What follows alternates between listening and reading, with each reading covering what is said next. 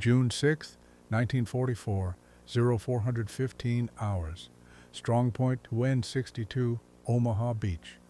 In the pre-dawn darkness, Gefreiter Heinrich Severloh meticulously cleaned the barrel of his MG-42 machine gun, the metallic clicks echoing softly in the concrete bunker.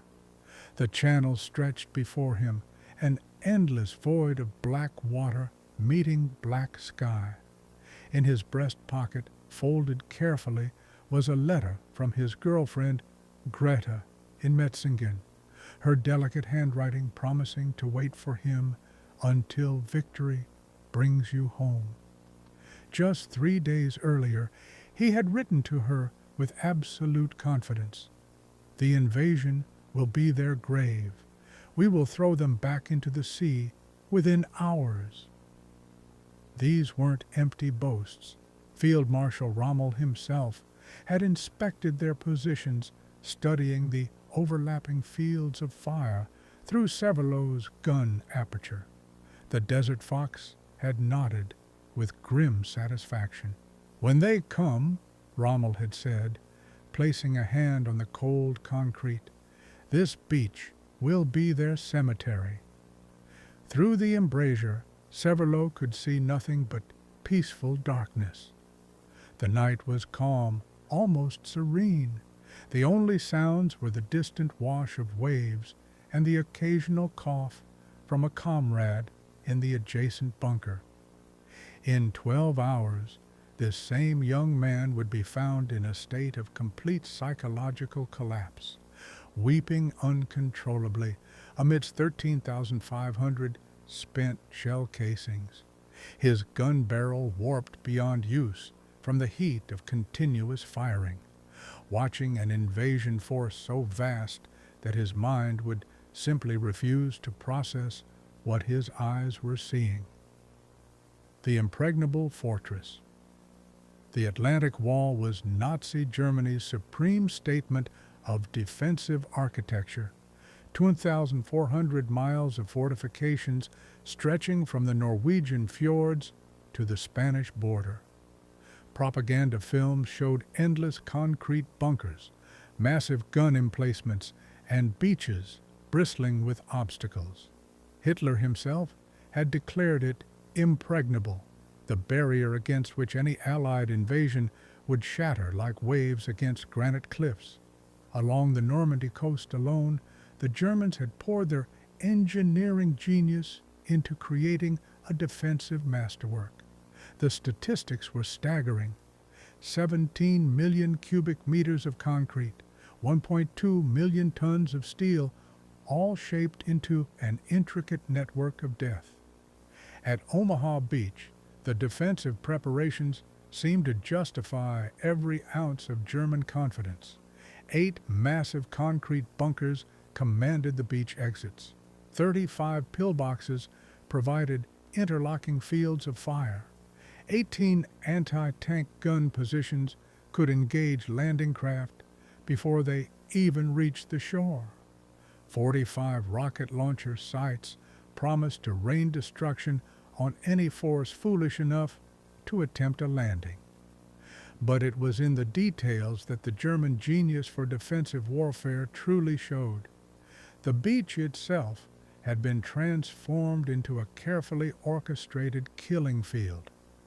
Engineers had planted 3,700 obstacles in the tidal zone, Belgian gates designed to rip open landing craft, Czech hedgehogs to channel attackers into predetermined kill zones, and wooden stakes topped with teller mines that would detonate on contact. Behind the beaches, 6.5 million mines had been laid, though Rommel had wanted 10 times that number. Colonel Ernst Goth, commanding the 916th Grenadier Regiment, had run the calculations obsessively. His artillery batteries alone could deliver 120 rounds per minute into the landing zones. Combined with the other defensive positions, the theoretical weight of fire that could be concentrated on any landing attempt was overwhelming. These calculations, however, contained a fatal assumption that ammunition would be unlimited, that the battle would follow predictable patterns, that the enemy would obligingly die, according to German planning documents, the fatal confidence. June 5th had brought weather that seemed to confirm German assumptions about Allied limitations. Luftwaffe meteorologist Dr. Walter Stube in Paris studied the charts with satisfaction. Wind speeds of 20 to 25 knots, 6-foot waves, cloud ceiling at 500 feet. Impossible conditions for any amphibious operation. Using data from U-boats and weather stations, Stube assured the High Command that conditions would remain poor for at least 2 weeks. This meteorological confidence rippled through the command structure with devastating effect. Officers who should have remained at their posts felt safe in departing. Rommel himself left for Germany on June 5th to celebrate his wife's birthday, carrying a pair of gray suede shoes he'd purchased in Paris as a gift. General Friedrich Dollmann, commanding 7th Army, ordered his division commanders to attend war games in Rennes. Even the naval patrols that normally swept the channel had been canceled due to rough seas. Unknown to Stube, the Allies possessed weather stations in Greenland and conducted weather flights over the Atlantic that detected what German meteorology missed: a brief break in the storm, a 36-hour window of opportunity. When Group Captain James Stagg presented this finding to Eisenhower, the Supreme Commander made the decision that would change history. The invasion would proceed. The night sky fills. At 23:15 hours on June 5th, German radar stations along the Norman coast began detecting unusual activity. The Freya and Würzburg sets, pride of German electronic warfare, picked up massive aerial formations approaching from the north.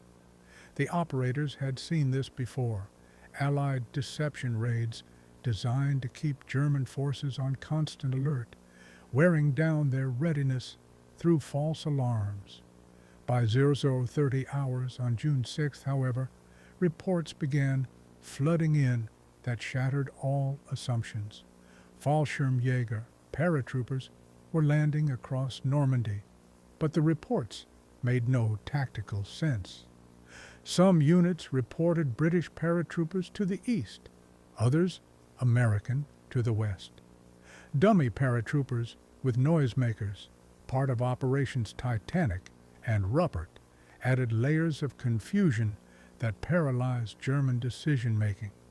Major Hans von Luck, commanding the 125th Panzer Grenadier Regiment of 21st Panzer Division, was among the first to grasp the gravity of the situation.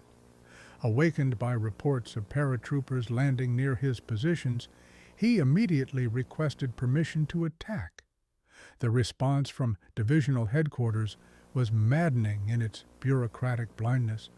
Do not move until the situation clarifies. Von Luck would later write in his memoirs, "I knew at that moment we were lost. The paratroopers were clearly marking flanks for a landing. Every minute we waited gave them time to consolidate, yet we sat paralyzed by our own command structure." The horizon erupts. June 6th, 05:30 hours. As gray dawn light began to illuminate the channel, German observers in forward positions witnessed something their training had never prepared them for. From horizon to horizon, the sea was covered with vessels, not dozens, not hundreds, but thousands upon thousands. Ships of every size and description, from massive battleships to tiny landing craft, spread across the channel like an iron carpet, advancing inexorably toward the coast. The invasion fleet consisted of 6th 939 vessels, the largest naval armada ever assembled in human history. To the German defenders, raised on propaganda about Allied weakness and division, the sight was psychologically devastating. Obergefreiter Bernard Furking, an artillery observer at WN-62, reportedly told his gun crew they were witnessing the whole world coming to our doorstep. At 05:35 hours, the naval bombardment commenced. Nothing in the German defenders' experience, not the Eastern Front, not the heaviest RAF raids, had prepared them for what followed. USS Texas alone fired 255 14-inch shells at Pointe du Hoc in 34 minutes. HMS Warspite, opening the bombardment, would deliver over 300 15-inch shells in the first 2 days. The cumulative weight of naval gunfire exceeded anything the Germans had previously encountered. Concrete bunkers designed to withstand any bombardment cracked like eggs under the sledgehammer blows of naval rifles. Men were buried alive, dug out by comrades, then buried again as shells continued to rain down. The psychological impact matched the physical destruction. These fortifications in which they had placed absolute faith were crumbling like sandcastles before the tide. The absent Luftwaffe. As the naval bombardment reached its crescendo, German eyes turned skyward, searching for the Luftwaffe fighters that were supposed to darken the skies over any invasion attempt. What they saw instead became a symbol of German impotence that would haunt survivors for decades. Oberst Josef Pips Priller, commanding Jagdgeschwader 26, received orders to attack the invasion fleet with his entire force. His response, recorded in the unit war diary, dripped with bitter irony. What entire force? I have 2 planes.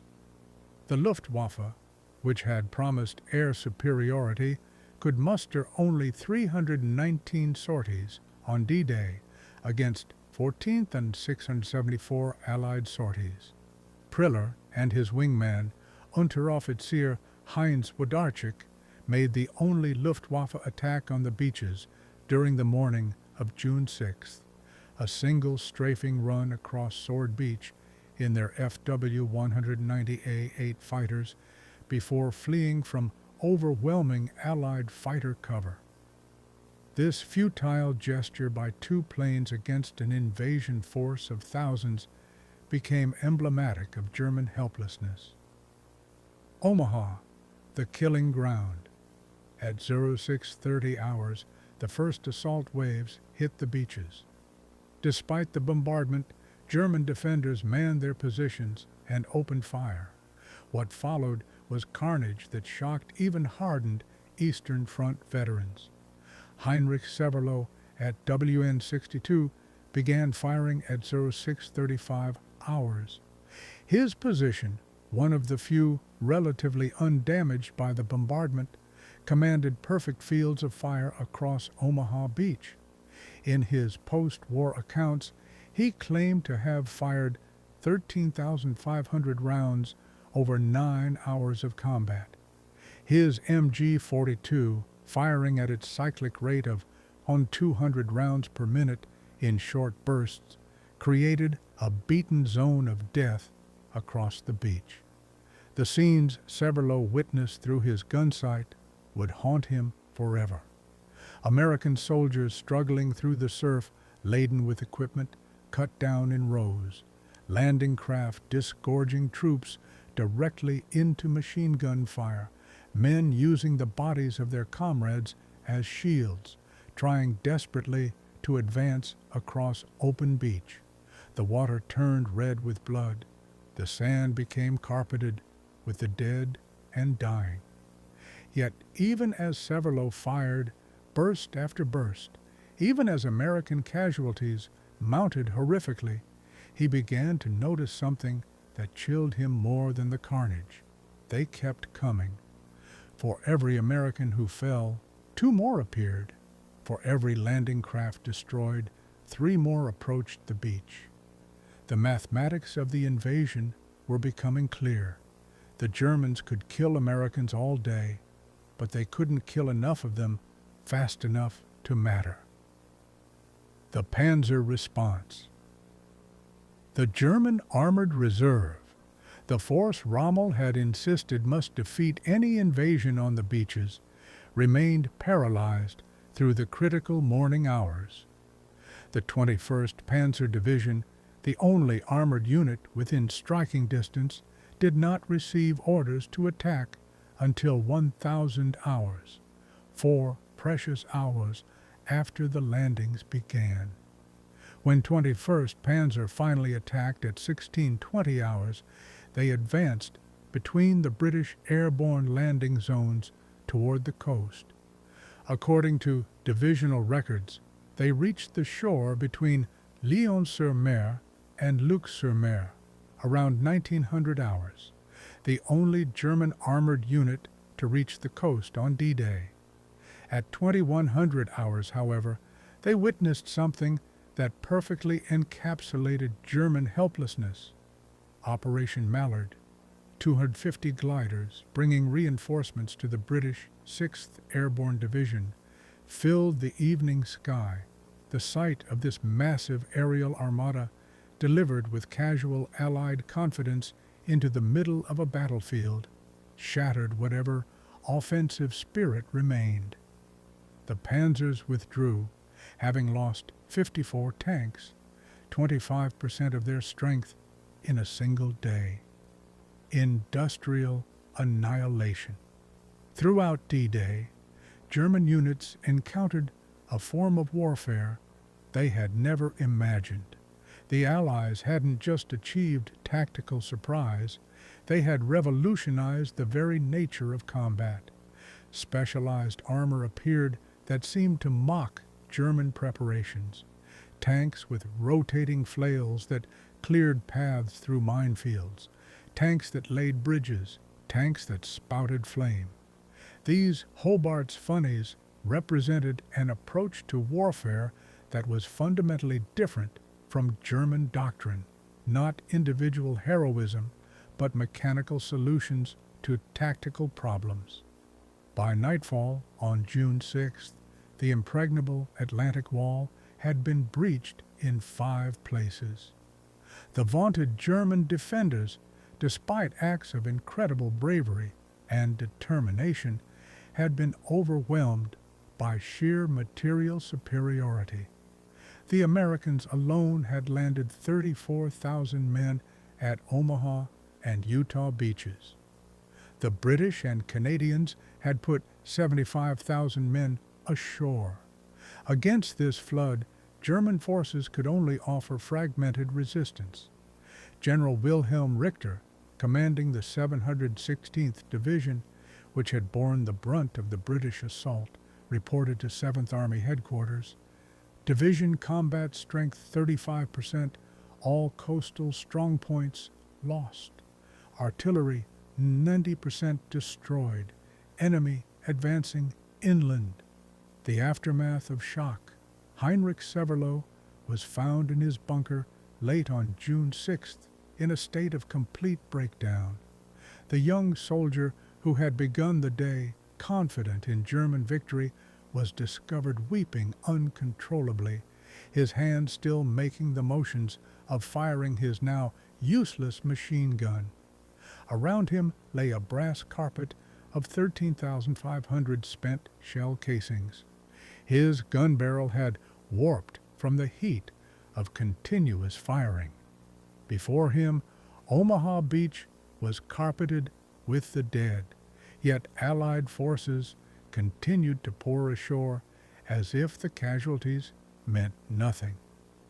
When medics tried to remove him from the position, Severloh reportedly kept repeating, "They kept coming.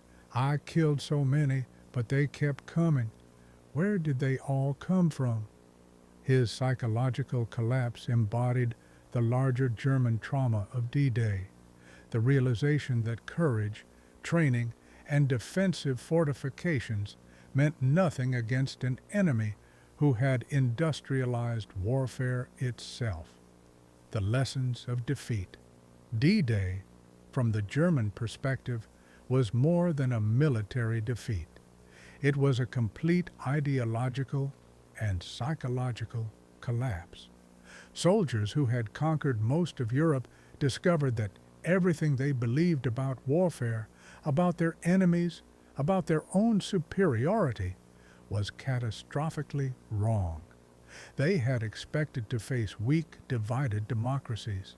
Instead, they encountered an alliance that had transformed war into an industrial process of overwhelming efficiency.